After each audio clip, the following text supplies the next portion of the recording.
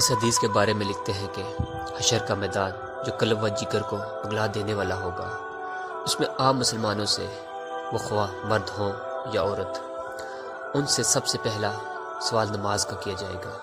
قیامت کے دن جو جان کو پگھلا دینے والا ہوگا، اس دن سب سے پہلا حساب نماز کا ہوگا۔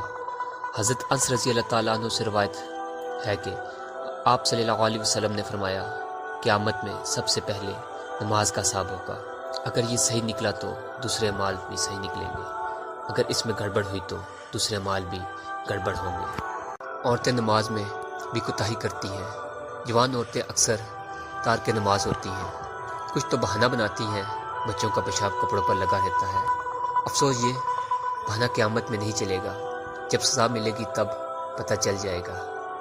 اس لیے عورتوں کو چاہیے کہ نماز کی پابندی کریں۔ گھر کی بڑی عورتوں کو چاہیے کہ چھوٹی عمر سے ہی پابند صلات بنائیں۔ چھوٹی عمر کی عادت اور پابندی پوری عمر باقی رہتی ہے۔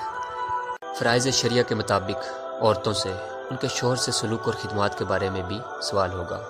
آج کل کی وہ عورتیں جو ملازمت کرتی ہیں، آفس دفتر وغیرہ میں کام کرتی ہیں، وہ شوہر کی خدمت میں کوتاہی کرتی ہیں، حتیٰ کہ ایسی عورتوں سے کھانے تک کی سہولت نہیں ملتی۔ ایسی کوتاہی کل قیامت والے دن قابل گرفت ہوگی۔ اللہ ہم سب کو اس حدیث کو سمجھنے کی اور عمل کرنے کی توفیق عطا فرمائے، آمین۔